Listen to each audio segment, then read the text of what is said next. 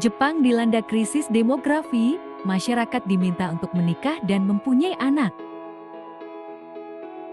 Jepang merupakan negara maju, disiplin, tempat destinasi wisata, dan kaya budaya yang mendunia. Negara Jepang secara geografis terletak di belahan bumi utara bagian paling timur benua Eurasia. Kepulauan Jepang dipisahkan oleh Laut Jepang atau Laut Timur dari benua Asia lainnya. Jepang berada di wilayah Asia Timur bertetangga dengan Korea, Rusia, dan Cina. Masyarakat Jepang memiliki budaya kerja yang disiplin, loyal, dan mengabdi. Pada dasarnya hal ini sangat baik, namun di dalam budaya kerja Jepang kental dengan jam kerja yang ekstrim, tidak ada upah lembur, hingga senioritas di lingkungan pekerjaan. Bahkan menurut survei nyaris seperempat dari seluruh perusahaan Jepang memiliki karyawan yang bekerja lembur lebih dari 80 jam per bulan. Dari perusahaan tersebut 12 diantaranya memiliki karyawan yang bekerja lembur sampai 100 jam per bulan. Artinya karyawan bekerja lembur di luar jam kerja yang biasa. Budaya ini disebut Bushido. Akibatnya fenomena orang meninggal sepulang kerja akibat kelelahan merupakan fenomena yang sering terjadi di Jepang. Hal ini disebut karoshi.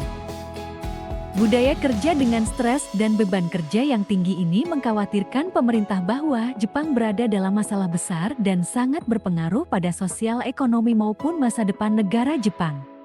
Oleh karena itu pemerintah membuat program Premium Friday. Ini adalah cara pemerintah untuk meminta perusahaan di Jepang membiarkan para karyawannya pulang pukul 3 sore pada Jumat terakhir setiap bulan. Ketiga adalah gerakan matikan lampu.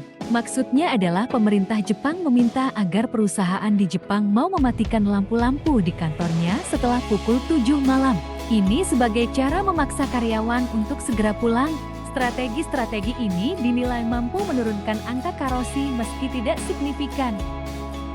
Kembali ke krisis demografi, populasi Jepang menyusut setiap tahunnya, di mana angka mortalitas tidak sebanding dengan fertilitas yang ada.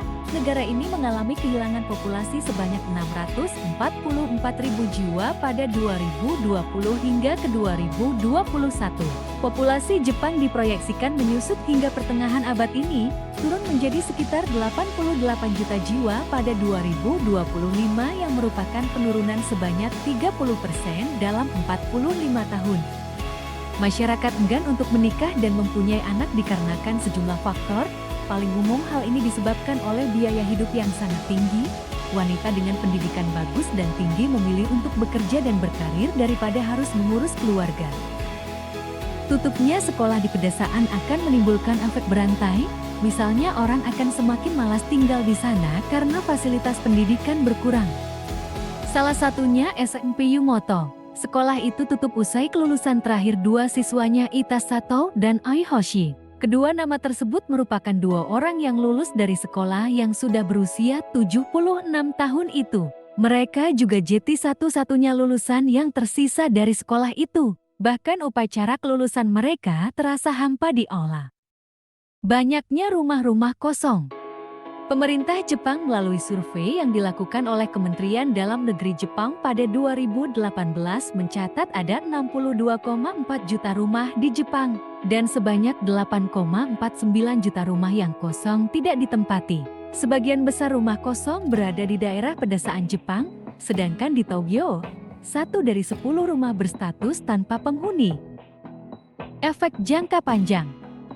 Efek dari resesi SARS bisa sangat serius. Menurut data resmi dari Bank Dunia, Jepang merupakan negara dengan populasi lansia di atas 65 tahun terbesar kedua di dunia setelah Monaco. Jika populasi Jepang terus menyusut, artinya tidak akan ada usia produktif yang bisa menggantikan aging population.